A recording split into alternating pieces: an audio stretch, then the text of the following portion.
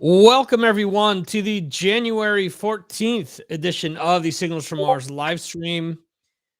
I'm your host, Victor, and joining me at the bottom, we have Jeremy Weltman. We can hear Jeremy, but we can't see him. I'm in a coal mine in Wales. You're the canary in a coal mine there. Yeah. Hi, Victor. Yeah, so after a bunch of different tries here, we're finally on. I don't know, the schedule, the scheduled stream that we had somehow crapped out. We started a second stream, that didn't work, and now we're on stream number 3 here, but at least it's going out. I see that some people are checking it out. And Rob says it looks as if you're stuck in the Black album or Back in Black, or it could be Spinal Tap. So given the events of how difficult it's been just to get here, it's probably closer to Spinal Tap. This will be good on the podcast anyway. It'll be fine. Yes, the podcast for tonight. Jeremy has a face for a podcast. So there you go. So Jeremy was just on with me on Fireside, and it was weird. We had difficulties on that as well. So I mean, I don't know if it was if that's on my end.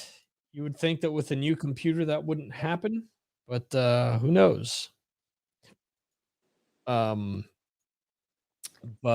Yeah. So we do have Dan Lorenzo coming up at the top of the next hour. At least that's the plan. I sent them the updated links. Let's hope that that things don't drop out any further and he is able to join us. So Jeremy and I were going back and forth today with a bunch of different topics that we were talking about. And Jeremy had to pull the brakes there because we were maybe going in too deep with things that maybe we could discuss tonight. But so we were kind of going back and forth with the whole Judas Priest thing. Yeah. Which we talked a little bit last week about, but not really in this format. So what's your take on this whole situation? So they've announced that they're going to be a 4-piece. Yeah. Well, I mean, my first impression was I was quite shocked by it. I mean, it was, Judas Priest have never been a 4-piece. And, let's face it, Judas Priest are one of the great twin guitar bands of our time. Yep. I mean, we're not talking here about 2 guitarists in a band. We're talking about twin guitar attack, which is quite a different thing, I think.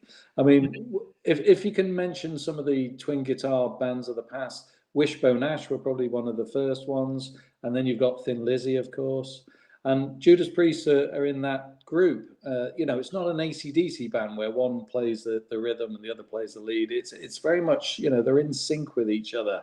Right. And so as soon as I heard that it was going to be a 4-piece, I was shocked. I didn't know what to think of it straight away. Right. It was it's quite a lot to take in. And then I was sort of thinking, well, why have they done this? Why have they done this now? Why have they not done this in the past? Why is it suddenly thrust upon them? And there's a lot of issues in Priest which we know about. I mean, we know that First of all, we know that KK is not going back. We know that, so we'll put that to one side. We've discussed that many times. He's not going back, and they're not going to invite him back. But what is it about Andy Sneap? I mean, he's come into the band because Glenn's ill, and Glenn's only playing. He's playing encores. Right. But I sort of came up with 4 reasons why Priest might have done this. So the first reason I thought was that Sneap needs to be producing the album. I mean, I think he's producing the album, and I think that they're a bit worried that if he's out on tour, he's not going to be able to do the album, and they've got a lot of new songs. They need to get this thing finished, and he needs to be concentrating on what he's good at, which is producing. So that's one possible answer. And the second answer is that he doesn't quite fit into Judas Priest. I mean, there's no time to get a replacement. When I saw them live at Bloodstock Festival, I thought he looked a little bit odd. He didn't quite fit in. He never sort of, it's not a twin guitar band when you see him in it. Mm-hmm. So that's the second thing. And the third thing is I thought maybe he didn't want to overshadow Glenn. He does the encores. Maybe they're thinking now, we don't want another great guitarist in the band. They've got Richie. I mean, Richie's a guitar hero himself. Mm-hmm. We don't need another one because we've still got Glenn. Right. And then the fourth one, which I think you mentioned earlier today, and I was thinking about myself, was the financial aspect. Let's face it, we can talk about this in probably a bit more length, really, and I think you've probably got more to say on it as well. Let's face it, KK's a director of Judas Priest. He's still a director of the company, and Glenn's obviously involved as well. And neither of them are really playing in the band at the moment. So the money's getting spread around a lot here. We've had the pandemic. Inflation's kicking off. It's very costly to tour, which you've mentioned many times, with people that you've interviewed. And so I think the financial aspect is a big player here, regardless of what anyone might say. And I think you've got something to say on that. Yeah. Well, there's a few different things that I wanted to mention. So it looks like Andy Sneap was caught off guard because that's at least what he's come out and said.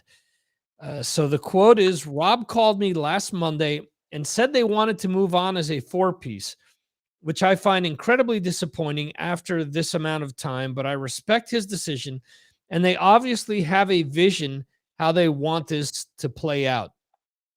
This was always a temporary situation, and like I said before, I'll always help the band any way I can, and that applies going forward also, he continues. I've been a huge fan of the band since the early 80s, and it was mind-blowing to play on stage with the guys, and quite frankly, terrifying in the beginning at such short notice.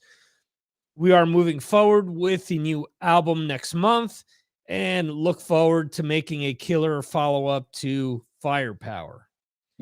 So he seems, again, like he was caught off guard by that. And on social media, I saw that Glenn Tipton's brother actually chimed in. And let me see real quickly if I can find that. Would have been good if I would have had this queued up already, but it is what it is. Let's see. All right. This Day in Metal was where I found it yesterday.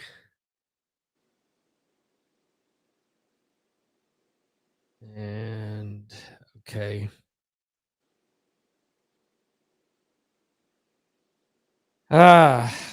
Nothing more interesting than having someone scrolling through pages on the internet. All right, so maybe it wasn't yesterday, but it was from a few days ago. And of course, because I saw that Ripper Owens actually chimed in. Yeah, of course, I'm not going to find this now. Anyway, so long story short, Glenn Tipton's brother basically says that he used to work for the Judas Priest company and no longer does. Johan is saying, I guess money. So that's what Glenn Tipton's brother is saying, that this is an economic reason. And he basically says he no longer works for the company, so he's got no, horse in the race, basically. But that's what he speculates. And he thinks that the band just wants to cut costs. Ripper Owens chimed in and said that he doesn't think that that's the case at all, because if they really wanted to save money, there's other ways of doing it. Like, instead of staying in 5-star hotels, they can stay in 4-star hotels. Instead of everyone associated to the band flying first class. Only the main members of the band fly first class and everyone else flies economy. He said there's a bunch of different things that can be done to, help cut back costs. Yeah. And I had thought about this as well, because everyone is speculating that they're going to have that music, that second guitar part being piped in and Richie's just going to play all the solos. I think what we may see, and this is what Korn did. When Korn lost Brian Head Welsh, they always had someone behind the stage playing guitar. And little by little, after a few tours, they brought that person out until Head finally came back. And then obviously, both guitarists were up on stage. But figure this, whoever Richie's tech is, I'm sure he's probably an extremely good guitarist as well. Yeah. We've seen Maiden do this. Steve Harris's tech plays all the keyboards backstage. There are techs in other bands who do rhythm guitar parts, to kind of replicate certain songs, how they originally sounded in the studio. And I could see them doing something like that, where they have someone that's playing off stage who doesn't have the name that an Andy Sneap has, and they're backstage playing all the parts, or just the parts that are needed. I don't know, or unless it's exactly what you said before. No, we want Andy to focus on making this album the best album possible. We need to go out on tour, and as a result, what we're gonna do is we're gonna bring someone else in, and maybe that'll end up happening. Maybe they'll get to the rehearsal stage and realize, this isn't working. Let's have someone else come in. And I get it. I mean, I've talked to Mark Striegel about this a bunch of times. I've said, why hasn't Metal Mike been brought in to play with Priest? And he said, well, first of all, he doesn't think that Priest wants to bring someone else in that maybe would make things way in Halford's direction. They want to keep things kind of even, so the people that they bring in are people that are kind of in the middle and aren't going to sway in one opinion or another. So that, and then he also said that Mike may actually charge more money to appear. So. Yeah. And also, let's face it, Judas Priest are not young men. They're right. They're 70 years old now, or getting that way. And when you get to that age, you don't want new people joining you. You're quite settled in your ways. They're probably thinking, we're on the last tours that we're going to do. Yeah. We need to be confident that the people we're working with, around us. And obviously they're confident with Richie because they've played with Richie now for a long time. He's a settled member of the band. And Glenn's still around. Let's not forget that Glenn's making the music. He's doing the record, and he's coming on. He's coming on for the encores. So it's not like he's disappeared completely from the scene, really. Well, and their manager's his wife. So yeah, there you go. Yeah. And I don't buy it that this argument about they can go down from 5-star to 4-star, because I don't think that Judas Priest are a band now that goes first class and it stays in 5-star hotels. Could be. Who knows? I don't think they are. I don't think they are anymore. I think the realities are crept up with them. And I think that they've cut costs where they can. And, the cost of touring. I was reading recently a much, much smaller band where the guitarist is a train conductor full time because the band makes no money. And This is a band that you've heard of. It's a very small band, but you've heard of the band. And it's the Tigers of Pantang. Oh, wow. and they don't make any money at all from touring. So, okay, Priest, they're obviously a leg up, but what money are they making from touring when you take into account the costs? Yeah, and I think Priest also has done a few things that, I mean, let's look at their contemporaries. Let's look at Iron Maiden. Yeah. Maiden is probably at this point in time the second or third biggest metal band in the world. I mean, Metallica's obviously first. Second band that's actively touring, I mean, you could argue is either Maiden or maybe Slipknot or maybe Kiss, but I mean, I don't know that Kiss is even making the money that Maiden is. Who knows? I mean, in the States they are, but Priest has done a lot of. Yeah, Brad says Maiden conspiracy. There you go. And maybe that's what they'll do. There'll be a Maiden Priest tour, and there will be, on rotating nights, there will be a different Maiden guitarist playing for a Priest. But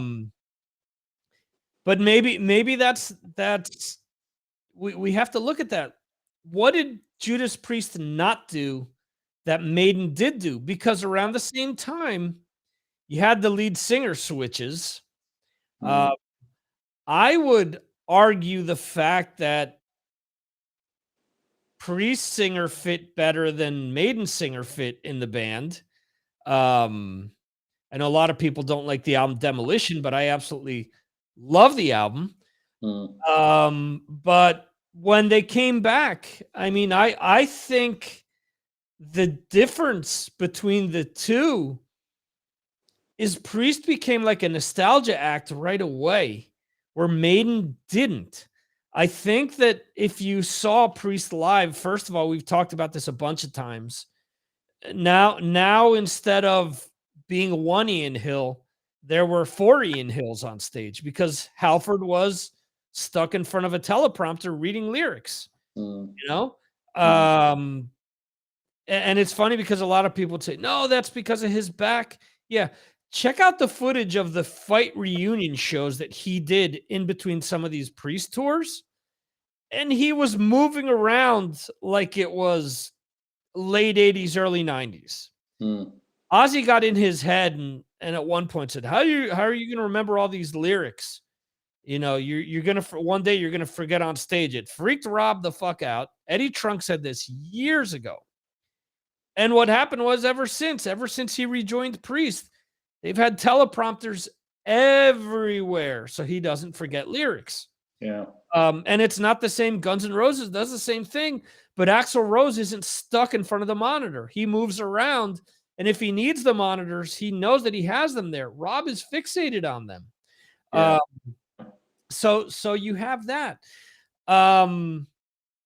Their live show, if you look at, I posted footage of them playing Devil's Child on Patreon not too long ago after Facebook had me remove it.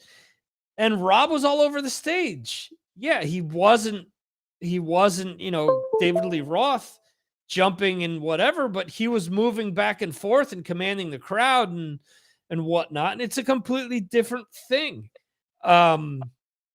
There's that. And I think the albums, I know a lot of Priest fans have argued with me about this, but I think that the albums haven't been as great as what people, I mean, in my honest opinion, I think Firepower is beyond awesome. It's one of their best albums.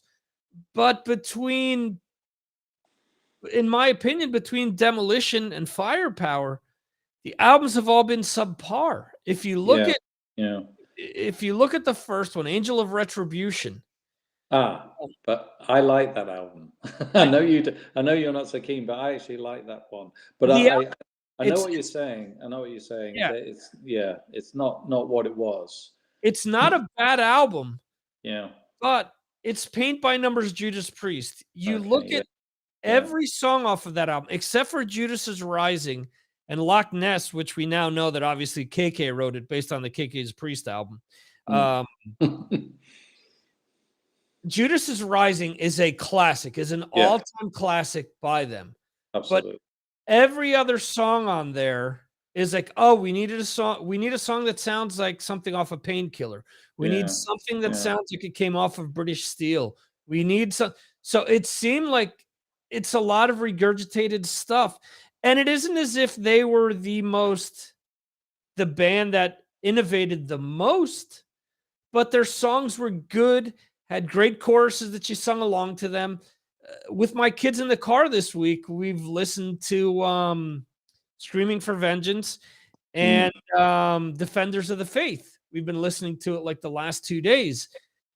And a lot of the riffs are refried riffs from one album to another, but the songs are still great. They're still catchy and they still make you want to listen. So yeah, they're great albums. But the other thing is, you could say the same thing about Maiden, really, couldn't you? I mean, Maiden, the current stuff by Maiden is nowhere near as good as the stuff that they were producing in the 80s.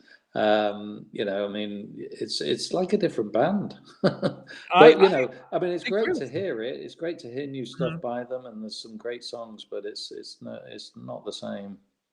Yeah, I agree with you. To me, Maiden, if we want to get on that, up everything from the first album to Seventh Son is classic to me. Yeah. Then you have a bunch of mediocre to okay albums. Brave New World to me is great. It's almost like revisiting those first few albums for the most part.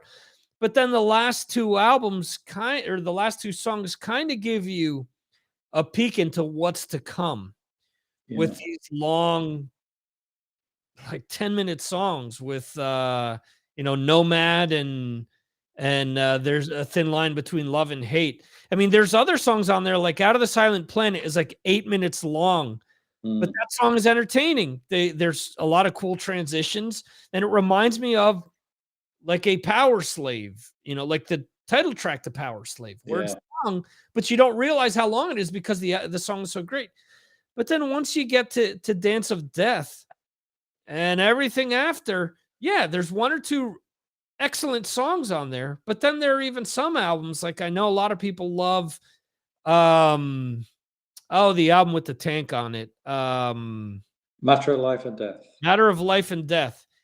Yeah. Is there one song off of A Matter of Life and Death where you could sit back and say, wow, that's this album's Run to the Hills or Flight of Icarus or Revelations, or it doesn't have it. They're all okay songs. Nothing sucks. Yeah. But there's nothing. But Maiden has been able to keep things going where Priest hasn't. And also Maiden has known when to tour. So Mark talked about this a bunch of times where Priest played the New York area like 3 times in a year. They never did that back in the day. If you were lucky, they came around once every 18 months. So it made it special. Oh, okay, let's see Priest because we know they're not coming back until this date. Now, if I don't catch them now, they're going to be here in a month and a half. So no biggie, and they're playing the same songs over and over again. So at the end of the day, it doesn't make it special anymore. We can look at someone like Ozzy, who's been playing the same stuff since '82. I think him having this time off is actually helping him because it's, getting people antsy to see him again, and also knowing that it's probably the last time they'll see him. So people are more forgiving with what they're going to get from him. Yeah. His tour's now cancelled, isn't it, for this coming year? I think he's now playing in 2023 in June in the UK. So, it's a year and a half away. I don't know how old he's going to be then. I hope he makes it because I'd like to go. I'd love to see him again. Too. I've never seen him live. Yeah, and I believe that Priest is still supporting him on that tour. That's the plan. God knows how old Rob's going to be on that tour as well. But that's the thing. Priest is still latched onto that tour. Let's not forget that tour was supposed to happen at this point 2 years ago. Yeah, I had a ticket. So Priest, how they had everything, and this is with a lot of bands. You talked about the whole Tigers of Pang Tang thing. But let's look at it this way. They had something mapped out. COVID happened. That Aussie tour was the biggest tour that they were going to be a part of in years. Yeah. You have to think, had that have happened, we wouldn't be here talking about a Priest 4-piece probably. Yeah, you're probably right. Yeah. Because they would have been able to sustain what they had going on, and they wouldn't have had to make, if this is a money decision, they wouldn't have had to pull the trigger on this. Yeah, you're probably right. You're probably right. I mean, we've got an Aussie album coming out this year, which is great. I just really hope that he tours again. But I mean, just shifting the discussion a little bit onto a band that is still making great music and is touring. I heard a track this week by Saxon. Now I know you're not a massive fan, right? But over here in the UK, it's an institution here. Right. If you're a hard rock or metal fan, Saxon are the band. But it was such a great track. I mean, I really recommend, Victor, you have a listen to it. I know I'll listen to it. I'm going to force you to do it. It's called "Remember the Fallen." Okay. And initially, I thought that the track was about the war because Saxon, as you know, write a lot of war songs. Right. But it's not. It's about COVID. Yeah. And it's fantastic, and it's really made me excited because I'm going to go and see them in a couple of weeks. Okay. And they've got a tour with 3 other British bands: Girls' School, Diamond Head, and the famous Uriah Heep. There you go. And it's going to be a great concert. I mean, there's going to be a lot of old people there. It's going to be a lot of grey hair. But it's going to be great. And the great thing about it is it's the first indoor gig that I've been to since March 2020, when I last saw Testament in Manchester. And I think Testament actually caught COVID around that time. Right. A few of the band members caught it. So it's going to be great. It's pretty much sold out because I think everyone's kept their tickets because obviously, as you know, Biff had a heart attack. Right. And then it was cancelled because of COVID. So it's a big thing here in the UK. It's going to kick off the year in big style. Brad is saying Saxon always brings it. Never a bad live show. Biff does not have a teleprompter. I'm not sure he can read. So there you go. The interesting thing about the Saxon live, I mean, if you've only heard or any listeners have only ever heard studio tracks by Saxon, you really need to hear them live because they are actually a very different band. They're much heavier, much more metal than they are on record. And I have a copy of the I think it's called the I'm trying to think. It's called St. George's Day Live in Manchester live album, and I'm going to say this now. It's not in my top 10 of all time, which we'll talk about next week. But so it's one of the outsiders. But I was actually at the gig. It was a Monday night in Manchester on St. George's Day, and the place was rocking. It was really packed, and when you think about it, Monday night, you don't expect it to be that lively, but it's brilliant. You really need to hear that album. It's amazing. I will have to check it out. So I was just put there up on screen that Brad Dahl had said that Loch Ness is the Baby Ruth in the pool from Caddyshack. So actually been preparing some new sound bites for Trivia Tuesday and other things. And I actually cataloged all of my old IDs that I had people prepare. And funny enough, I completely forgot that I had interviewed someone from Uriah Heep. So there you go. I was able to pull this one up. Let's see if it plays. Okay. My name's Phil Lanson. I'm in Uriah Heep. And you're listening to Mars Attacks. Who was that? Was that Mick Box? No, Phil Lazan, it says. Okay. I didn't hear. Yeah. Okay. And that didn't come through on your end? It was a little bit garbled. Okay. Yeah, well, he was a little bit garbled. Okay. Let me see if you can hear this one, because you just name dropped this as well. Hey, this is Chuck Billy from Testament right here on Mars Attacks. Yeah. That one you heard. Yeah. Great band, Testament. Yeah, absolutely. Rob is getting ready for a Midwest storm. Good luck, Rob. Good luck with the shovel. Hope you don't get buried in there. And good luck with the snow. Yeah, so I had a little discussion. I mentioned this before on the Fireside show. And all right, yeah. So Brad is saying there was some delay on those sound bites.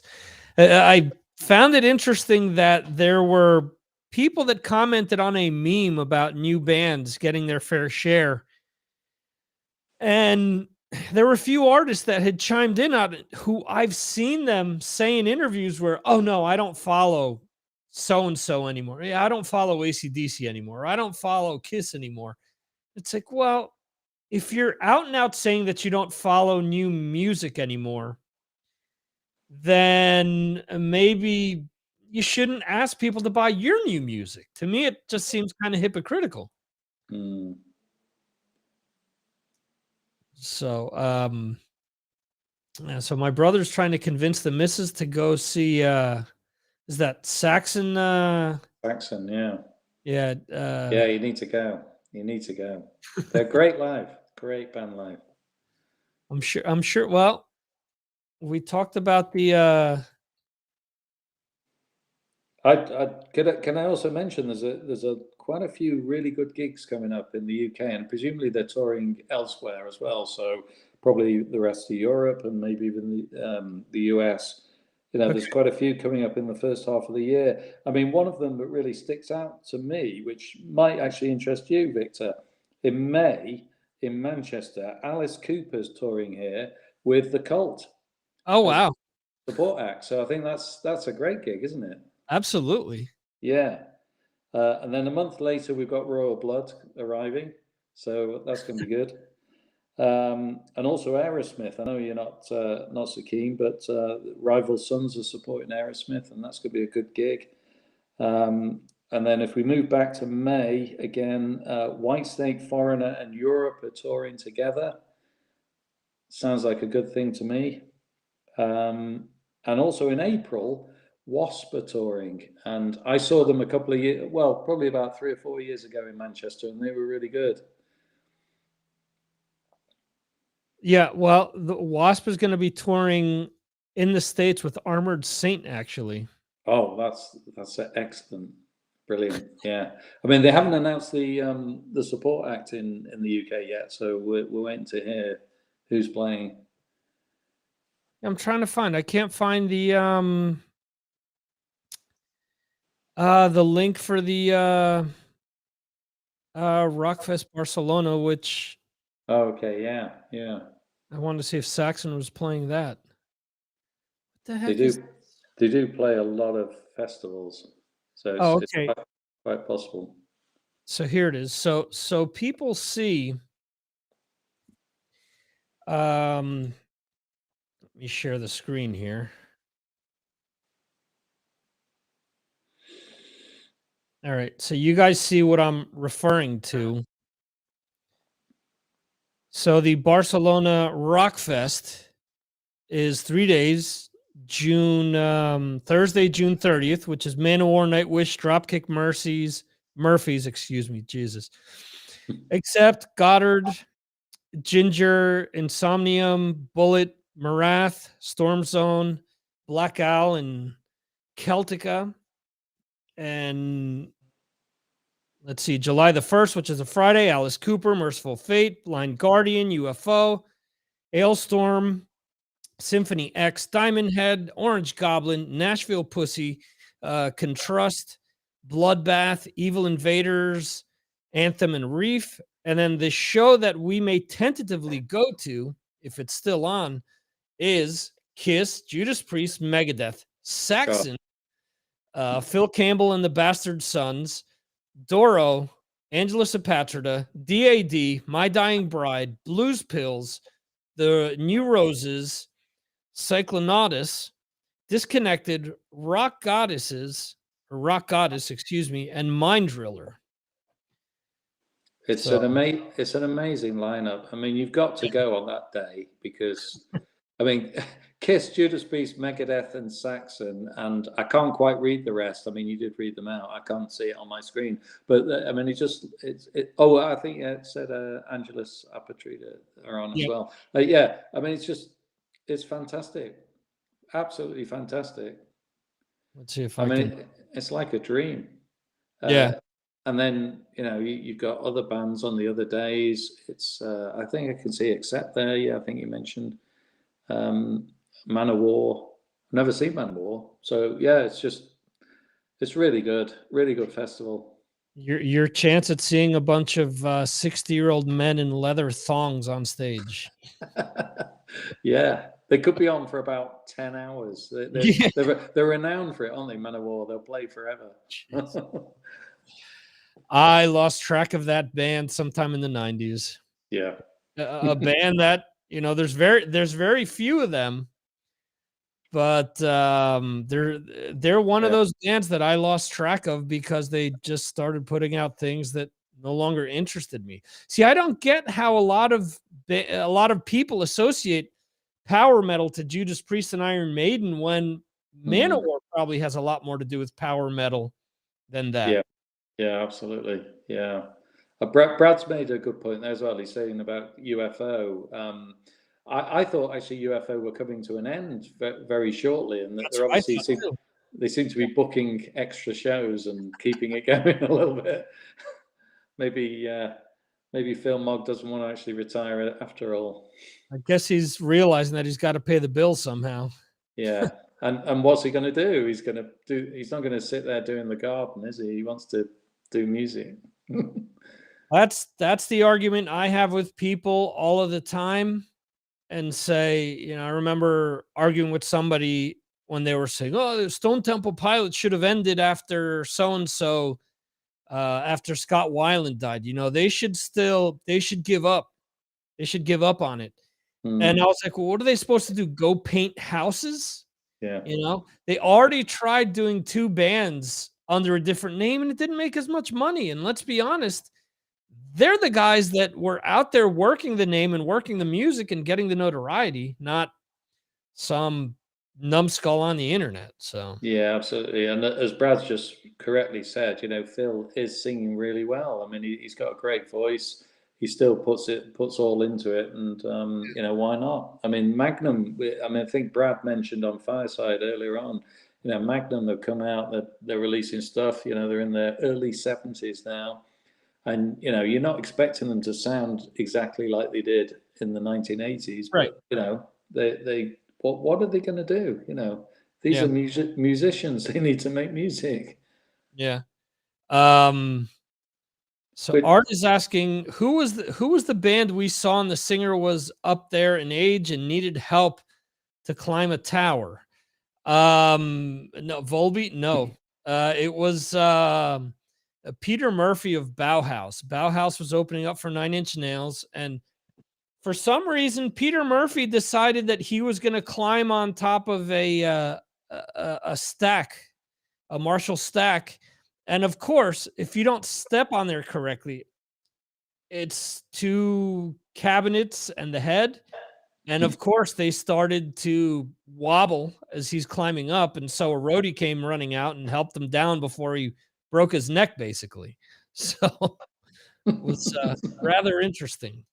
I've only ever seen 2 bands climb the amps, climb the towers, and one was Airborne, which seemed to do it quite often, and the other is Michael Monroe at the festival as well. But he was absolutely brilliant as well. We saw Airborne here in Bilbao, Spain, and it was a midweek show. And I mean, I'm not big at going to midweek shows because obviously you got to work the next day. And it was a bunch of friends wanted to go, and they were like, "Look, this is probably going to be our only chance to see this band in a small club, or not. A club isn't that small. It probably holds about 2,000 people, I would guess. And sure as shit, he was running back and forth all over the place. There's bars on the sides of the of this club.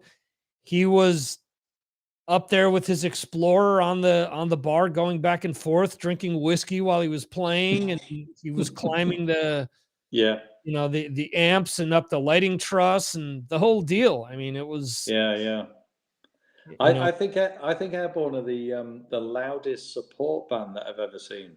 So I mean, that's something, because mostly the support bands, they don't have the the help from the technicians, let's say. So they tend to be a little bit quieter, a bit more muffled. But something happened. I was in the MEN arena and I walked in just as they started, and it was I'd say it was as loud as AC/DC actually in the MEN arena as well. But they weren't supporting them. I think they were supporting. I'm trying to think who they were. It wasn't Motley Crue. I can't remember who they were supporting. It'll come to me in a minute. But they were so loud. Crue turns their opening bands down. Crue does that. Priest does that. Priest, I've seen them with Megadeth and Testament. And it was funny. Again, one of the friends that went to the Airborne show said, wait till Judas Priest comes on. He said that the bass drum, said Scott Travis's bass drums will be louder than your heart beating. You'll feel it in your chest. And sure enough, they were loud as hell while every other band was slightly lower. So when I saw them with Saxon and Motorhead, it was the same thing. Saxon was at a certain level, Motorhead was a little louder, and then Priest was way louder than both of them. Yeah. That's the they don't want to be outshined. How many stories have we heard of like Van Halen opening up for Black Sabbath or Kiss opening up for I forget what band it was in the 70s, that until they locked their tour manager, the other band's tour manager in a cabinet, basically, in a touring cabinet, they weren't able to get their sound guys in and jack the sound up to as loud as they wanted to. And after doing that, they got kicked off of the tour. But yeah, I mean, that kind of sucks because you're paying to see a full show most of the time, not just a headliner. Yeah, exactly. Yeah. And I think that gives you a better kind of more respect for the band. Getting back to Priest, one of the reasons why I didn't like Priest until later on was because I remember Rob Halford would get interviewed on MTV all the time, and he would say, "We're the best metal band of all time. No one puts on a metal show like we do. They're not even close. We blow everyone else off the stage." I was like, get out of here. Instantly when I see people boasting like that, it turns me off. So yeah, I'm sure that there were other people that were like, okay, because at the time you had Metallica coming up, you had Ozzy, who was super huge in the States, and people were waiting for the next calamity that was going to involve Ozzy. So, whatever Priest was doing, sure, it was cool, but it was tame in comparison to what all of these other bands were doing. Yeah, absolutely. Have you ever seen a support band that's actually been better than the headline act? I'm trying to think if I've ever seen one that I've just mentioned Airborne. I think they were pretty much on a par. I can't even remember what the headline act was when I saw them. But yeah, I'm trying to think. Yeah. I'll tell you one while you're thinking. I've definitely seen Thunder live because, as you know, in the UK, Thunder, they're quite a big act here, and they now headline a lot of arenas, really. And I've seen them sort of second on the bill to, when they have these sort of three bands on, so they'll have sort of Whitesnake, Thunder, Thin Lizzy, that sort of lineup. And Thunder, I've seen on, if not first on, certainly second. And I think that they've blown the rest of the bands away because they've got the songs, and then they've allowed them to just play as they would play as a headline act. Right. Well, so that's one. Have you seen Brad's comment? He says, "Yeah, Oh yeah. Okay. Yeah. Rainbow with Dio opening up Oh wow. for Mario Speedwagon. Yeah, Wow. I think that would be a no contest there. Yeah. Yeah. Yeah. I mean, I've on festival bills. When I took my wife to see Kiss on that festival bill, Dio was on right before, and Mm. it was the last Dio solo tour before he died, actually. And my wife will still say to this day she liked Kiss, but thought that Dio was a lot better. So Okay. Yeah. Yeah. there you Yeah. go. And then I've been to festivals where, you know, I can remember the Sonosphere in Madrid, Spain, where, okay, Metallica was headlined by playing the Black Album in its entirety, but Evanescence, outside of Metallica, Evanescence and The Offspring, who surprised me, both blew everyone else on the bill away, in my opinion. Yeah. Yeah. Because you go to some of these festival bills and people are just mailing it in sometimes. You know, I know that there are a lot of Slayer diehards out there, but I got to see Slayer doing the same show they had done the year before with, instead of Jeff Henneman, had Gary Holt instead, but it was the same songs. It was like, okay. And then we'd seen Machine Head, who it felt like they'd kind of mailed things in, and Soundgarden closed that night with Evanescence and Offspring. And I thought they were boring as hell. I've seen them twice live, and both times I thought that they were very boring. Love their studio albums. Yeah. But I don't know. I wanted to see them with some of their more upbeat, like straight ahead hard rock and metal songs that kind of pummel you, instead of just some of the more dronier songs. Where I get it, if you're at like a Doom festival, that makes sense.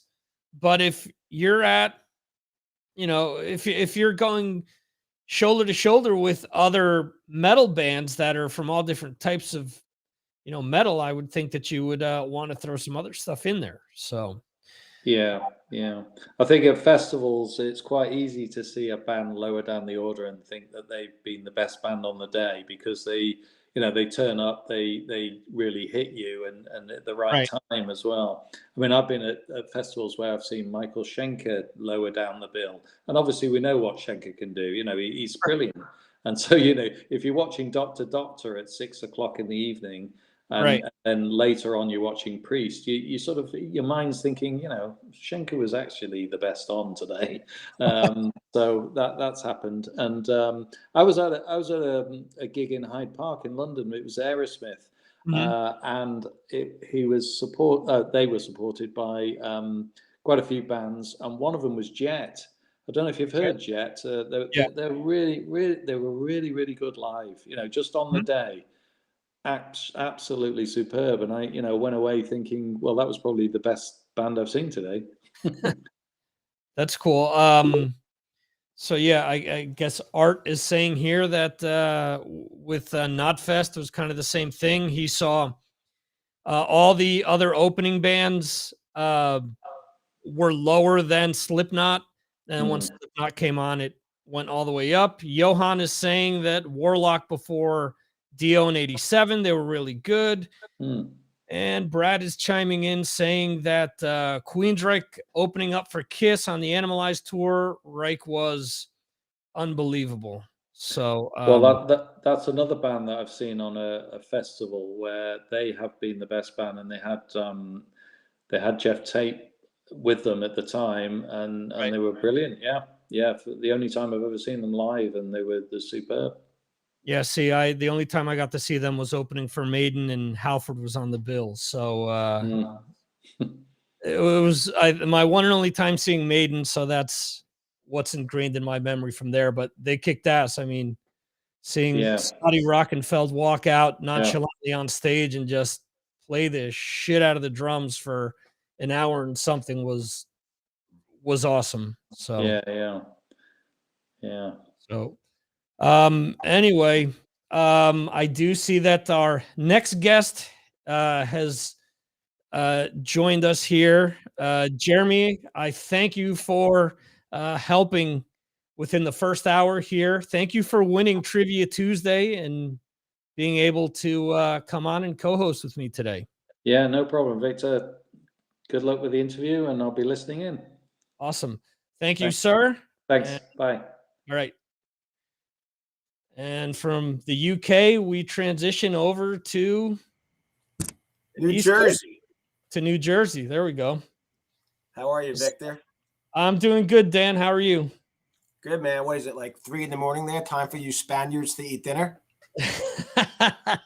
It is almost 1 a.m. But so it's like almost the restaurants have almost opened for dinner, right?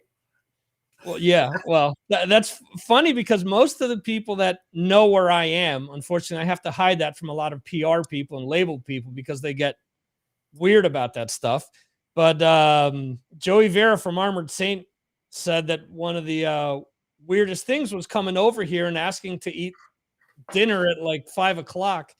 And people were looking at him like he had like 3 eyes or whatever. And he said, well, I've been to 4 continents. I've been to like 25 countries. I've never been to Spain because my wife went there and she's like, oh yeah, they eat dinner at 10 o'clock at night. I'm like, what?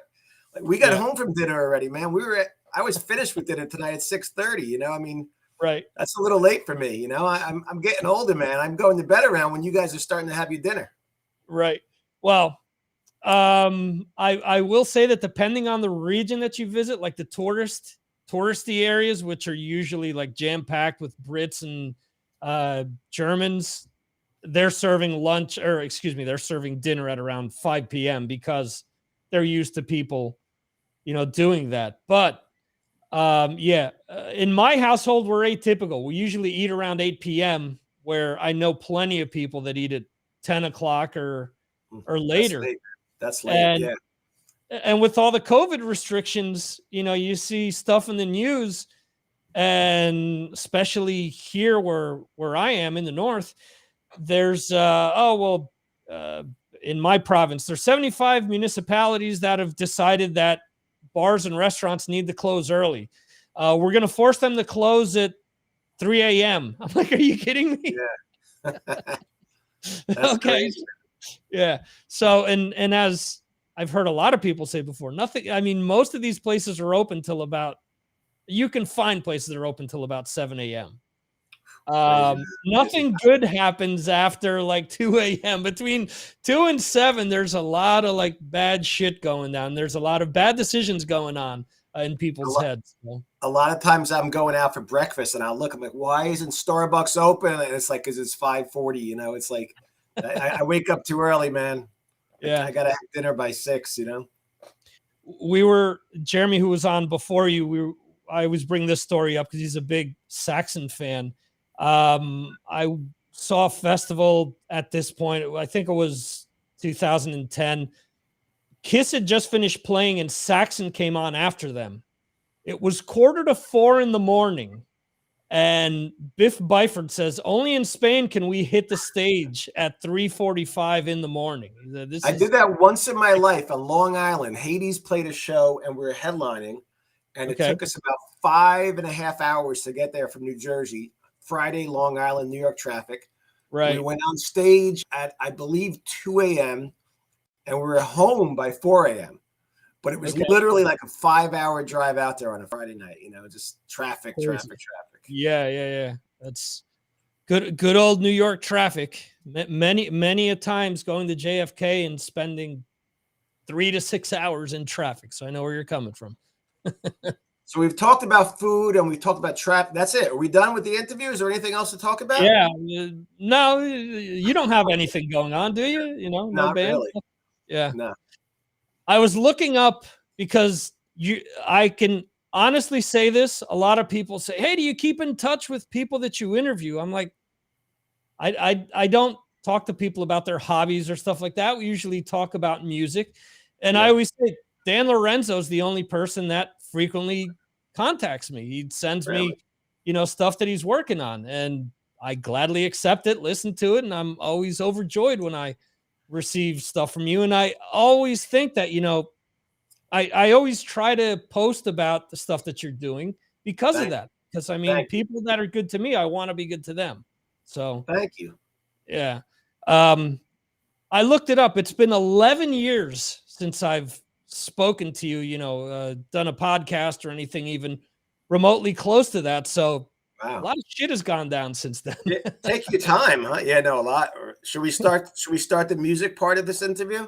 Yeah, let's start the music part of the interview. Although I did have a basketball question. Okay, go ahead. How's your basketball game in 2022? I'm going to be honest. Friday night, a week ago tonight, I rented out the court for my guys and I to play indoors for my birthday celebration, and because I got a little extra money, a bonus from my job.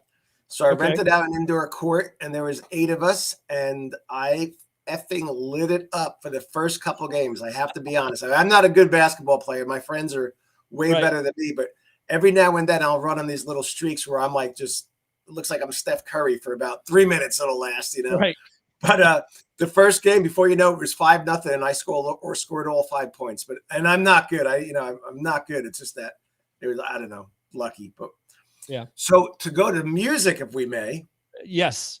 So you go ahead.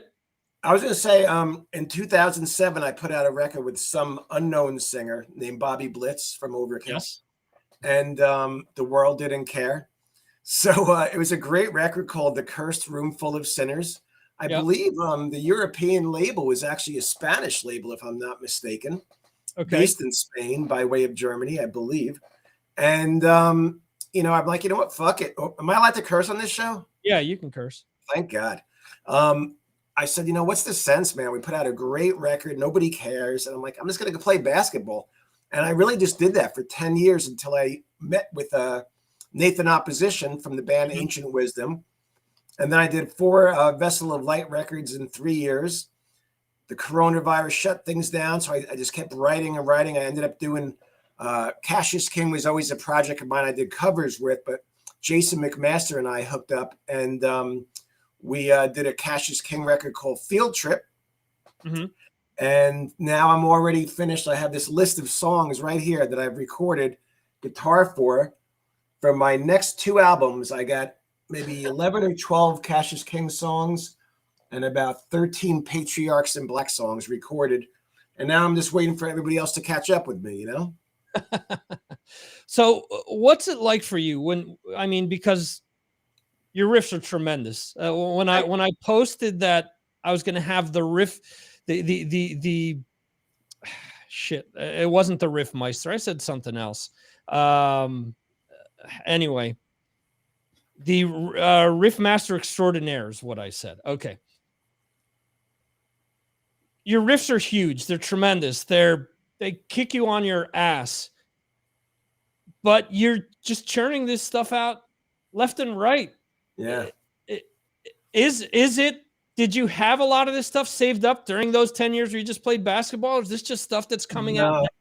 The Vessel of Light EP was stuff that I had written, after the record with Blitz. Okay. And then Woodshed was maybe 1 or 2 song ideas. Mm-hmm. Like I have this recording unit over there, and I have 265 pieces of music. Some of them are songs, some of them are riffs, some of them are literally just one riff, but I want to save it. And then what I usually do is when I was working with Nathan, I would mail him like 20 things, or Blitz say, and they'd be like, finish this song, make this into a song. So sometimes, but now lately, Victor, it's the weirdest thing. Like I will literally, if I just pick up a guitar, I'm writing a riff, and eventually it's like, man, everything I write can't be great. Let me just, record it, and I'll listen to it again tomorrow, and I'll probably hate it tomorrow. But like 9 out of 10 times, I'm like, this is awesome. Like I got to go record this. So for the last 6, 7 records I've done, last 6 records I've done, I recorded everything to a click track. So I like record everything. Like I'm finished with the song basically. And then I hand it to Ron Lipnicki on the drummer, or now Johnny Kelly for Patriarchs In Black. And then when they finish the drums, and then we give it to either Jason McMaster, the singer from Cassius King, Carl Agel, the singer from Patriarchs In Black. And Patriarchs In Black is going to be a really fun record where there's going to be a bunch of different singers. So, trying to juggle all that's a little different, but it's really, the riff writing is getting easier and easier and easier. I wrote 2 songs last weekend, and I'm going to record them tomorrow. Oh, wow. Awesome. How do you distinguish? All right, I'm going to use this for Cassius King, and I'm going to use this for Patriarchs in Black. Is it just when you're writing the riffs, do you have a different feel and say, this is for this? No? It's for whatever I want it to be. Basically, like, I mean, so right now, like I said, I think we recorded, or I recorded 12 songs for Cassius King. So that's enough, because Jason McMaster's already started singing to a few of them. And Jimmy Shulman's coming out from New York City Sunday. He's going to be in the studio. We're going to finish our first brand new Cassius King single called Bad Man Down. And we're doing a Kiss cover, Come On and Love Me. But I mean, I have enough songs written for the next Cassius King record. You don't, more than 12, it's a waste. So then I started writing for Patriarchs in Black. And now I'm looking at my list. I might be up to like 14 songs by tomorrow. But any of the songs could really be for any of the bands. I think there's a couple songs that are more rock and roll that I'm like, this would be perfect for Jason. And then I'll write something, and maybe I hear my buddy John Costco's voice in my head for it, or Dewey from Kill Devil Hill or whatever. But I just write, and I'll throw songs. The first 2 people to always hear my new riffs is my wife and my bass player Jimmy Shulman. And Jimmy Shulman will be like, nah, leave that one for your other band, or forget about that one, or like, you better make that a Cassius King song. I'm like, oh, I already, it's a Patriarchs in Black song. He's like, oh, you're a bastard. No, make that Cassius King, So they can be for anybody, I mean, I'm really having fun stretching my wings right now. I mean, I've worked with so many great musicians over the year, but now to work with Johnny Kelly and Carl and Dave Niebor from Dog Eat Dog, played bass on the first Patriarchs in Black single, which is called Demon of Regret. It just came out today. It's fun jamming with different people. I got a lot of people I know in the music business, and it's been really fun, like just juggling, 2 albums simultaneously with, really like 12 different musicians. So it's fun. It's funny because when I heard the Patriarchs in Black single, I posted it instantly to my Patreon page, where I post videos there all the time to get people's feedback that follow me there. And one of the things that I said was how the song just really jumped out at me when I heard it, just with the combo of just your riffs, the vocals, and Johnny's distinct playing. And I had one of my patrons say right away, well, what's wrong? You didn't like the Cassius King album? I said, no, I didn't say that. It's just that this just really wasn't what I was expecting. It was, something completely different. I don't know what it was, but it just kind of had that it factor that kind of just jumped out at me. So I found that to be rather interesting, that somebody he didn't take offense, but, he was asking why the other stuff. And I said, look, it's not that I don't like the stuff. It's just that this just kind of grabbed me a lot quicker. But well, let's say thank you to Brad. Brad bought the Cursed album. I like these, so I can see what people are saying. Thank you, Brad. But yeah, you know what? I know what you mean. Like, I mean, it's just, everything's, you're allowed to have different opinions, and you were talking about some bands before that I'm just not a fan of, and I'm like, man, I can't believe these guys like them, but so what, it doesn't mean I'm right. It's just my personal taste.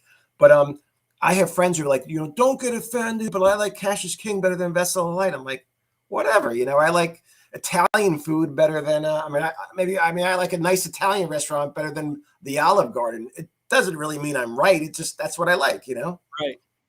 Yeah, that's interesting. That's something that especially with this Patreon group that I have, everyone in there it's like a real friendly environment. And I post all types of hard rock and metal. Just because I don't like it doesn't mean somebody else won't like it. And the whole thing is just to get people to talk about music, just forget about the rest of the shit that's going on during your day and just mellow out, listen to some music, maybe something you wouldn't have listened to otherwise, or maybe you didn't know that Dan Lorenzo's putting something new out. So I'm posting it, and that way, if you like it, you can go support when the new album comes out, or the Cassius King or Vessel of Light or anything else that you've released. With Johnny Kelly, obviously, you've been up and down the New York, New Jersey area with all the different bands that you've been in. Johnny's a similar deal. I mean, everyone knows him from Typo, and obviously he's gone on to play with Danzig, and he's playing in Quiet Riot now as well. What made it right for you guys to connect, to put Patriarchs in Black together? I'm going to say we're going to blame everything on Ron Lipnicki because, Ron's in a million cover bands, and I kept throwing song after song at him, and he'd like go to the studio after work and bust out like 6 songs, and he's all sweaty, and he has to wake up at 4 o'clock in the morning, and then, so I'm like, man, I'm overworking this guy. I feel bad. I said, let me reach out to Johnny. Johnny and I don't remember even how we hooked up, like friendly wise.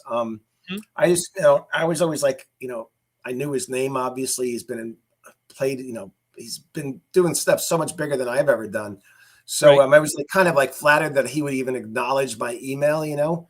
But and then Blitz told me, Blitz is like, Johnny Kelly is the perfect drummer for your riffs. I'm like, oh, interesting, And I sent Johnny a couple things, and he's like, yeah, he's like, I'll work with this, And then I got Rock Hard magazine in the mail a few weeks ago, and I said, you know what? Let me just really try and get a real record deal for this. So I emailed 4 labels, and it was just, I woke up the next morning and I had 4 offers on the table, and they're not huge offers, but they were offers, which is great in the year 2000. It was at 21 at the time.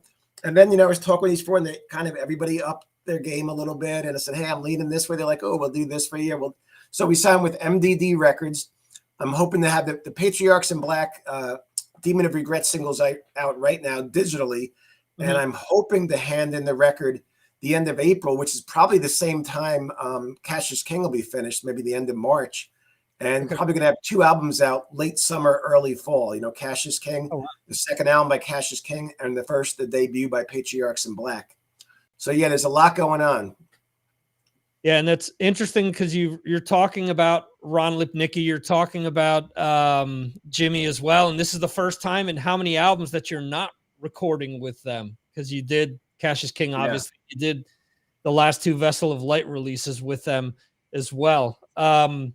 You said you're blessed to know all these great musicians. When you go in to play with them, do you feel it's a breath of fresh air to try playing with different people? Do you play to try to accommodate to people's styles, or is Dan Lorenzo just Dan Lorenzo when he goes in to do these?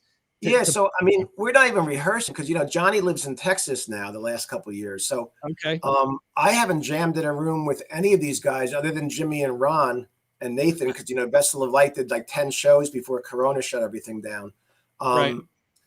And Jason and Jimmy and Jason and Ron, they never even met each other. They've never even met. So I just, like I said, Victor, I'm just like finishing albums with the click track. So, anybody could play to it. It's not like we're like trying to find the groove or whatever. It just, for whatever reason, it just seems to work this way. And it is really up my game as far as creativity. And it's just super fun and really easy. You don't have to schedule rehearsal. And, Johnny's cutting track right now as I'm doing the interview.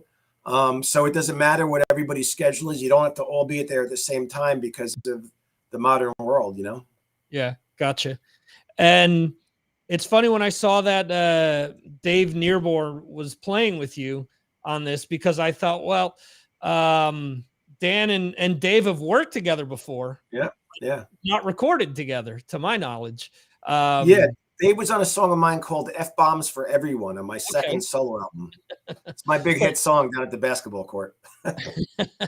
But you guys worked together at Stepping Out years ago as well, correct? No. Dave works, Dave's in Dog Eat Dog, obviously, and he works at Sam Ash. But Dave, Mucky Pup, Dave was in Mucky Pup and Dog Eat Dog, and their first shows were opening up for Hades. So, I've known of him for a million years, but, Dog Eat Dog, again, way bigger than anything I've ever done in Europe, They're not as well known in America, but I was just texting with Dave today. He's playing it in his record store, not his record store. He works, like I said, at Sam Ash, and he's really into it, which is great because, the guy's been doing it for years. He's been basically making a living off music for a long, long time. And I'm like a guy who has a day job. And Dave actually gave me some really cool inspirational thoughts a few months ago. He's like, I love what you're doing, and everything you're doing is better now than what you were doing 30 years ago. He's like, keep it up. He's like, we're all going to get old and die, and this is going to be our legacy. So just keep doing it, And I'm like, wow, that's a good point, That's an awesome way of looking at it. Yeah. Yeah. All right. So I'm mixing him up. Did you work at Stepping Out with someone else who was in Dog Eat Dog? No, Alan was, the singer for Hades, Alan Tecchi. Yeah, after I started stepping out, he came on board like maybe 6 months later. Okay. I'm screwing my facts up here, so That's all right. my apologies. When you decided to go with several singers for Patriarchs in Black, is that right off the bat you wanted to try different people, or it was scheduling with people that you decided it was going to be multiple singers? Well, so I wanted to get a hold of Carl, and I did. And Johnny's like, "What about Dewey from Kill Devil Hill?" I'm like, "That's cool. He's a great singer, you know." And then we both had the idea. I thought of it on a one night, and I'm like, I was almost like, I don't want to say intimidated by Johnny, but I didn't want to like be like pushy or just like suggest things. And that he's like, it would be kind of fun if we had a bunch of different singers. I'm like, I was thinking the same thing yesterday, but I didn't know if it was a stupid idea. And right now, I'm so happy with what Carl did with the single. We're going to have him sing at least a couple other songs, but right. As excited as I am about Carl, it might be maybe Dewey's going to come up with something that'll be even better, or John Costco, or Rob Dukes has been working on a song for a while. So it's really cool, and it doesn't. Maybe this will be like the first. The next record will have just one singer. I mean, I don't know what's happening. I just know I'm having a lot of fun, Victor. Yeah, you're the Slash of New Jersey, who did that on his first solo album, then decided to go with one guy moving forward. So who knows? Oh yeah, right. Let's hope you start making that Slash-like money as well. I don't know if that's going to happen. Not with music, anyway. Maybe with selling tattoo supplies, but not with music. There you go. How many of these songs do you throw at Blitz to see if he's interested in lending his vocals? I've sent him a few things like, "This is great. This is great." So I'm like, "Oh, what does that mean?" He's like, "It's awesome." He's like, "I love it." He's like, "Did you write this for me?" I said, "No, I just wrote it, man." He's like, "It's exactly my style." I'm like, "All right, well, do you want to sing on it?" He's like, I got others. His head isn't into it right now. But right. Blitz, I got to be honest, man, out of anybody, Blitz and Dave Niebuhr, out of anybody pseudo famous, they've looked out for me the most. Like, Blitz has, said incredibly nice things about me in interviews, and he wears my shirts. I'll get a picture from somebody who's like, "Oh, we paid Blitz $75 to do this. What's that thing? Not, whatever the hell it is where people say Cameo, yeah. And Blitz is always wearing a Vessel of Light shirt. So I love that. Blitz has been so good to me. He's called me one of his favorite guitar players in the world many times. I know he loves my songwriting. So he's been awesome to me, Yeah. He's the one time that I met up with him was actually here in Spain. And he says to me, he goes, "Yeah, those guys from Talking Metal taking care of you?" I'm like, "Yeah, they're good to me." He's like, "Well, if they're not, you let me know, man. I'll talk to them for you." I'm like, "All right." It was funny because I wore a Talking Metal shirt that night on purpose. Okay. Right. And Ron Lipnicki is over coming out like behind the stage. They'd finished playing, he'd taken a shower or whatever. And he's looking at me from far away. And I'm like, he saw the shirt, so he's taking the bait. He's, this is why I wore the shirt. So so he walks over, he goes, "The fuck are you doing wearing a Talking Metal shirt in Spain?" And so I start to explain to him, my connection to those guys and whatnot. And he goes, "When are you going to be in Jersey the next time?" I'm like, "I'm actually going to be there in a few months." He's like, "Oh, you can stay at my apartment if you want. I'm not going to be there. I'm going to be on tour, but if you want, I'll have somebody give you the keys." I'm like, "Ron, you don't even know me. I'm like, how are you, how are you giving me your keys?" Funny enough, years later, a relative of mine and someone I went to high school with have become supposedly friends with Ron. So, so I got that's my Ron Lipnicki story. But anyway, Ron is a sweetheart. He's he's got a really big heart. He can't say no to anybody, which I just sent him a text. He's got to learn to say no to some people, because he'll be playing in some bands and he'll be on stage and I'm like, "Oh, Ron, what do you?" And then he called me the next day. He's like, "I know. What am I doing?" I'm like, "I don't know what you're doing. Learn to say no. Tell some of these bands you don't want to be in them, But he has a hard time saying no to people because he doesn't want to disappoint people because he has such a big heart, Yeah. Well, you could tell. I mean, from my one interaction with him, you could absolutely tell. Cassius King, you mentioned before. There's obviously a name that you used with your early solo stuff, and then you decided to attach it to the project with Jason. what made you decide to go in that direction with using that name? Just because it was out there already, and it's so hard to think of a brand new original name. I sort of had been using it, and we did some covers with Jason and Rob Dukes and John Costco, labeled as Cassius King, when it was myself and Jimmy Shulman and Ron Lipnicki. And Jason, I just sent him a text. I'm like, "You want to call it Cassius King?" He's like, "Done. That's it." You know, so it was real. It wasn't talked about in great length. It was just out there. We all liked the name, and we figured, why not? Who has more bands right now, you or Jason McMaster? You know, it's crazy. Now, Jason and Ron and Johnny will always have more bands than me, because right now Vessel of Light's taking a hiatus. Nathan moved from Cleveland to Austin, which is right where Jason lives. Right. And so right now, I'm going to say all I really have is Patriarchs in Black and Cassius King. But there's a couple Dukes Lorenzo things out there, a couple cover songs, you know. But I'm really, I don't want to make people crazy and confused. I mean, you already got Dave Niebuhr working for Step It Out magazine, Victor. I can't keep throwing these brand new bands at you. You know, I gotta keep it somewhat simple for you to remember them. There you go. So with Vessel of Light, you're saying that you guys are on hiatus. Any chance that you would revisit the band in the future? I would love to. Yeah. I mean, to me, Last Ride, I mean, I would get that tattooed on my chest. I just thought it was the greatest record I've ever done. I don't know if I can surpass Vessel of Light, Last Ride album. That, I don't know, man. I love it so much. And, you know, I was so happy that Jimmy and I hadn't played shows in years, and we got back out there and we did 10 shows with Vessel of Light, and we were having a blast, man. And it was just picking up a little steam, it seemed like. And then Corona shut everything down. And then Nathan ended up moving, you know, basically indirectly, probably because of Corona. And that, you know, then we had offered to play the Maryland Doomfest, but Nathan was literally just moving to Austin. So the band's a little bit on hiatus right now, but I would love to, for sure. Okay. As far as the Maryland Doomfest, when you released The Cursed, I remember, I don't know if we had this discussion or if I heard you talking to someone else mentioning that the word doom metal and stoner metal and stuff like that, you were kind of cautious to try to associate The Cursed with that. But it seems as if, you know, definitely when you came back with Vessel of Light, that maybe you weren't so standoffish with that term. Yeah, you know, I think I just, maybe the reason, you know, the stone, like, I'm like the straightest guy in the world. I don't even like the taste of alcohol. I haven't taken a hit off a joint since 1994.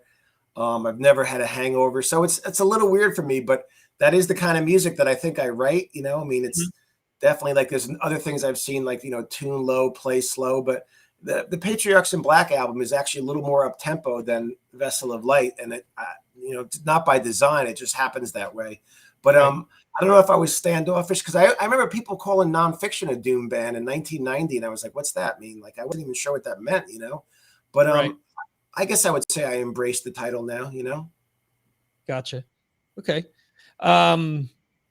You have been releasing a lot of really cool merch and reissues of Hades and Nonfiction stuff through Seasons of Mist. And what made you decide to go back and revisit all of that?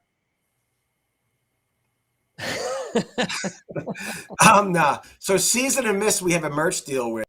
So they make the merch for all of my bands. But we have separate deals, like No Dust Records in Holland just re-released Hades Damnation on vinyl.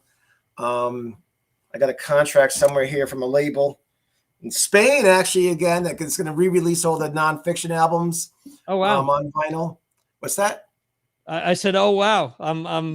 That to me is exciting, because for once maybe I can order something without it costing $30 to get to me. So that's right. Yeah. That's not so a Spanish label. It's always like, you know, whatever labels are approaching us. I mean, we're not commanding big money now, but it's not like I'm dying to re-release Resisting Success for the fourth time. But like, some guy in Massachusetts is making it a double gatefold LP, you know, vinyl with literally 2 slabs of vinyl with the original and then the demo tapes on vinyl, which we've never had that. So, I mean, if the fans are into it and there's labels that are willing to throw us a couple dollars, I mean, obviously I don't want any of my music to die completely. I really want to have the Cursed Roomful of Sinners re-released, but Blitz commands big money, so he's not going to re-release anything for chump change. He commands real money, and I make a living working for a tattoo supply company. I work out of my home here in New Jersey, and I make a nice living. I've been comfortable for years, so I'm not like as picky with record deals as far as like I'm not asking for a fortune. I'm realistic that my music's not going to sell 1 million copies, so I can't ask for $1 million. But just there is a little bit of not a huge demand, but there's enough people out there to warrant the re-release of the Hades and the nonfiction. So why not, right? Is there or has there been any discussion of doing anything with either band? No, I'm done with that. Mike Christie is really not into playing heavy music right now. And Mike's got his own thing. Mike was the drummer for Nonfiction. He's got his own thing called Nolan's Volans. It's like, call it more like dance music. Kevin, I asked him to play one song on the Patriarchs album, and he's just so busy. And the rest of the guys in Hades, we can't really play like that thrash anymore. I mean, my wrist, my thumb, it hurts, I mean, I feel great for my age. Like I'm 59. I turned 59 last week, but I feel awesome except for my right hand. Like it hurts when I play guitar. It hurts pretty bad. Right. So Hades would be impossible. Honestly, just couldn't physically do it. And the rest, the other guys feel the same way, I think, Okay. I have some questions that were submitted via Patreon. You kind of touched on this already, but one of the questions from Jeremy in the UK is how has Patriarch? Yeah. Okay. How has COVID impacted your projects? It's been a blessing in disguise in a certain sense. I mean, right now, Johnny Kelly is home in Texas working on my songs. I mean, if it wasn't for COVID, Johnny would be out on tour. He makes a living as a drummer. He teaches drum lessons as well from Texas now, but it's probably helped me. People aren't doing things, they're not really as busy as they were on tour. So I got some guys who maybe normally wouldn't have the time to do stuff with me. They're sitting home and they're looking for some creative outlets. So it's maybe almost helped me in a way. I mean, I hate what's going on. I wish it would all go away immediately, but I'm trying, like I always try and look at the bright side of things. I mean, I've got the greatest life ever, and COVID sucks, but musically, it hasn't really hurt me at all. It just, I mean, like I said, Vessel of Light was playing shows and then it just stopped. But, I mean, I'm really happy that we've got to do 10 shows. So it hasn't been that bad for me. Okay. And that's interesting because I've mentioned this a bunch over the last year. I think that a lot of bands, because they have been forced to focus on their music, have put out some of their best material, both sonically and from a compositional standpoint, because they've had, they had nothing else to do. So they're going to focus on their music instead of trying to get back out on the road. So it makes sense. Yeah. So his follow-up question is, for someone like me who isn't familiar with Dan's music, where should I start? Oh, I would love for you to start with Vessel of Light, Last Ride. I don't know if I can top that. Woodshed, Vessel of Light, Woodshed, Vessel of Light, Thy Serpent Rise. I'm just like, I worship those albums so much. I mean, I think I'll be listening to them 20 years from now. So yeah, that's, my most artists, their most recent stuff is always their favorite. But, like I said, Patriarchs in Black, if you check that out, Patriarchs in Black, Demon of Regret. I mean, I can't really work with a guy who comes up with a better melody line, and Johnny's drumming is just perfect for the song. I'm super proud of that. And then I'm going to hit everybody up in a month or so. We're going to have a lyric video for Cassius King, Bad Man Down, in a single. And it's like, it's so catchy.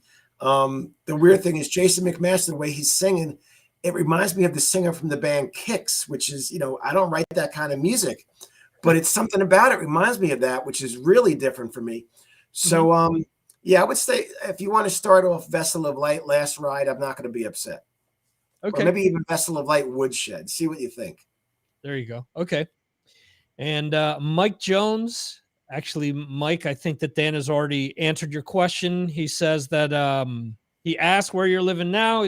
I know he goes back and forth between Jersey and Florida, but you said you're in Jersey. So Yeah. I go to Florida for fun. I mean, I'm a Jersey boy. I got the Jersey tattoos, 201 and all that. But I hate New Jersey in the winter. It's brutal. So I try and go to South Beach a couple times a year and Key West a couple times a year, Victor. yeah, there you go. And he asks if there's any other pending projects that haven't been announced yet. How many more do you need? What's this guy's name? Mike Jones. What's his name? Mike Jones? Yeah. Mike, come on. How many more projects? Well, just if you want to look on Spotify, you'll see Dukes Lorenzo with my buddy Scott LePage played bass on his song. We just released Black Sabbath Snowblind with Rob Dukes and Johnny Kelly. And but yeah, right now Patriarchs in Black.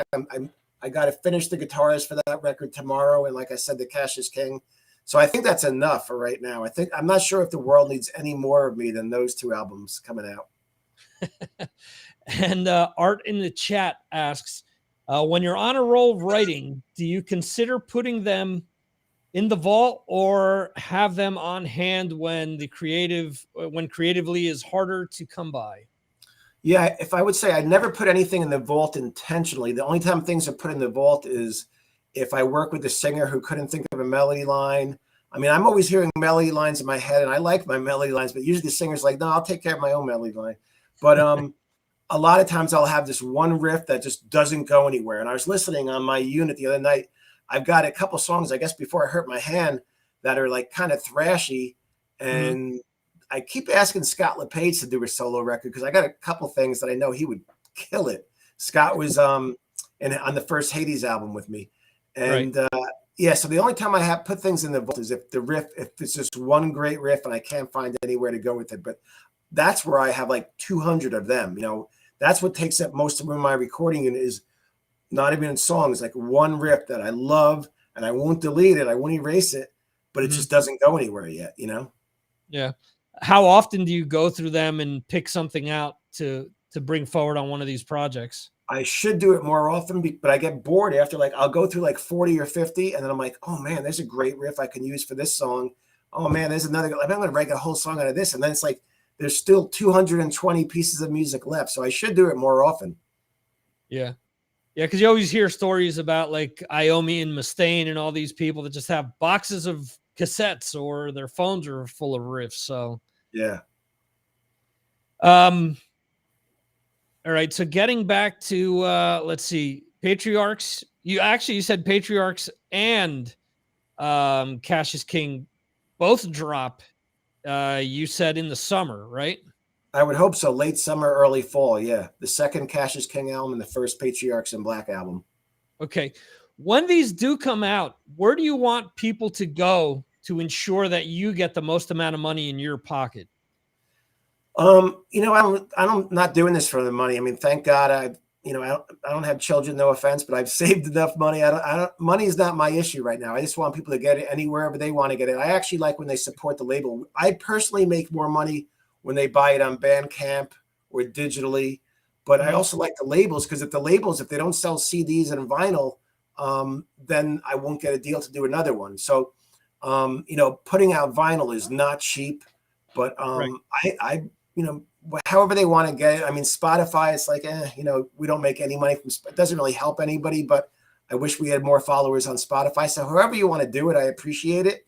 But I'm definitely not doing this for the money. Like I am not doing it for the money. Any money I make, I put back into advertising and then some, promotion. So, but I appreciate that question. Okay. Yeah. And as far as keeping up with all the projects, I mean, you're pretty active on Instagram. Where is Instagram the best place for people to keep up with you and with the bands, or is there someplace else? I would say so, because I don't really understand Facebook. Like Vessel of Light has a Facebook page, and I know people make comments, and I feel bad. I don't even know how to respond to the comments. I don't get Facebook. I don't understand it, and I really don't want to be bothered by it. But I make a living talking to tattoo artists on Instagram. So it's like always, if a fan writes me, I generally write them back in like 2 minutes because I spend most of my daytime hours saying hello to dealing with tattoo artists. So there'll be people who will, DM me that are fans of the band from Germany or Spain or wherever. And, And, so Instagram is the best, basically, for me. Okay. Dan, it's been, like I said, 11 years since the last time we spoke. We obviously have to do this again sooner. And with all the stuff that you're putting out, I mean, you were on the list of people. I gotta have Dan back on the show. And it's one of these things where, it's just the planets have never aligned, but I asked you last week and you were quick to get back to me. So it was awesome. Well, Victor, if you go more than 11 months without doing this again, I'm going to be on your ass. Okay. So I'll be reaching out to you and saying, I'm going to force my way back on here if you don't ask me to. Oh, last question. I completely forgot about this. What's it like to have a documentary made about you? Believe it or not, I have 2 right now. You have 2? Yeah. Okay. There's this guy, David Hoffman, who just did a second one. He's a professional documentary guy, and he's about 70 years old, or maybe even older, and he's sharp as a tack. And it's a great documentary. It's a little bit different than It's All About the Riff documentary, which Jason did, my buddy Jason, who is like, I have a few people in my life who were fans, and they became friends because, like, Greg Smith from the Amish Outlaws, I don't know if you know that name, they're a cover band. Yeah. Such a great guy, and he was writing to me for years. They became my friend, and now Jason Stewart, he did the documentary, and he's like such a nice guy. But it's heartwarming, it's touching, it's appreciated. But I'm thinking today, like, wow, like that, my documentary came out like maybe I don't know, a year and a half ago, and I have so much music I've released since then. I need an updated version, But it's what can you say, man? It's beautiful, it's touching, it's like I always tell people, there's more documentaries about me than I have records sold. There's 2 documentaries, and I probably sold 1 record in my life. So it's awesome.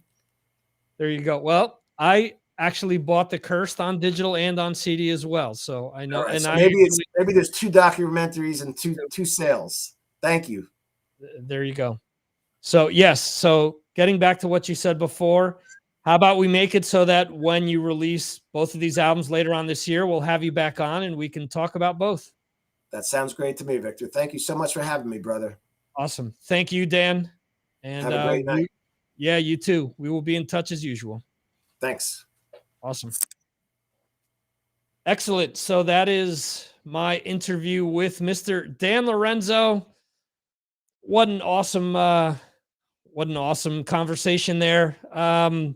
Again, I have all these people telling me, well, if you want the show to be bigger, you got to book bigger guests. You got to do this. You got to do that. I just want to have good conversations with people and talk to them about music. Again, the people that are usually here on Fridays know this. The people that follow all my various, podcasts and live streams and stuff know this, that I just love to talk about music and help spread the word about stuff like what Dan is doing and what others are doing. By all means, folks, support the bands you love. And he said it right there. It's not about the money for him. Just support him any way that you can. Stream it, buy it, get the physical copy, whatever it is.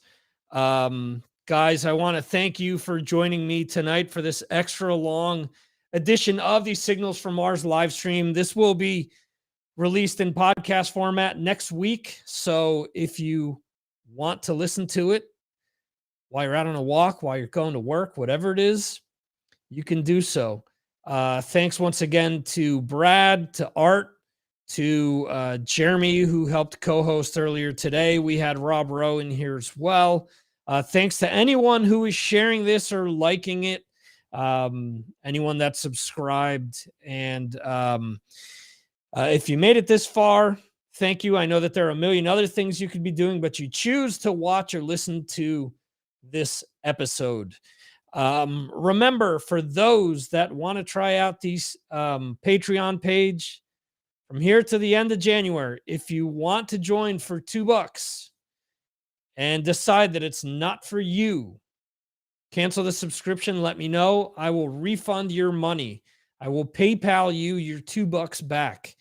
I would have to say that, or I'm confident that 99% of you, 99.999% of the people that hop on for $2 will want to continue to stay patrons after, especially if they're fans of new music by old bands you love, new music by bands you may have never known before, all about the music there on the Patreon. So on that note, thank you guys, and we will see you next time right here on the Signals from Mars live stream, brought to you by the Mars Attacks podcast and by VMR IT, my web design and audio editing side project, business, however you want to look at it. Anyway, thank you, folks. We'll see you on Tuesday for Trivia Tuesday on Twitch. Go to MarsAttacksRadio.com to keep up with everything that I have going on. See ya.